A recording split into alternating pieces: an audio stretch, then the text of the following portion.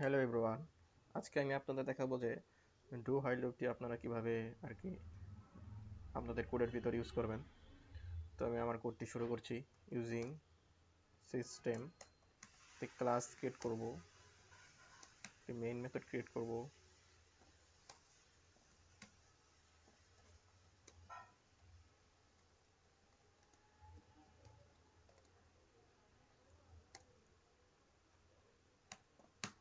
Main method create করা শেষ। এখন হচ্ছে আমরা আমাদের যে ডু হোয়াইল লুপ আছে সেটার কাজ শুরু করব।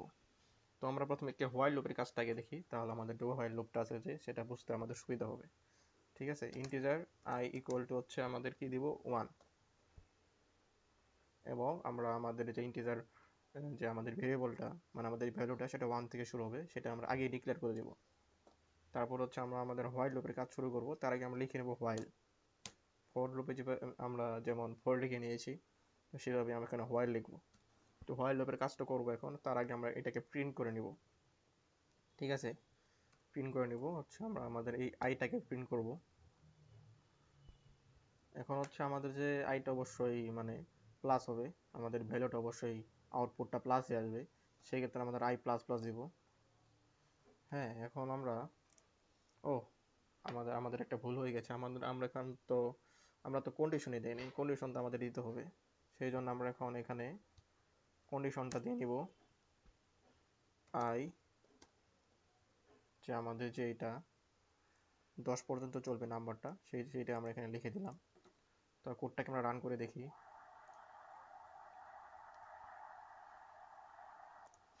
দেখেন যে আমাদের যে কোডটা রান হয়েছে এটা 1 থেকে 10 পর্যন্ত রান হয়েছে।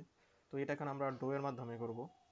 এটা কিছুই না, যদি আমরা ডো এর মাধ্যমে যদি ডো হোয়াইল লুপটা করতে চাই, তাহলে আমাদের হোয়াইলটা আছে সেটা শূন্য করে এখান থেকে কাট করে নেব।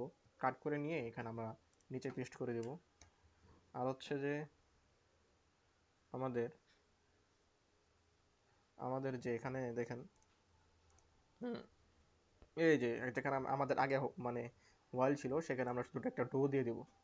ঠিক আছে, তো আমাদের কোডটা ডো হোয়াইল লুপটা এইটুকুই, বেশি কোনো কাজ নাই। এটাকে আমরা একবার রান করে দেখি।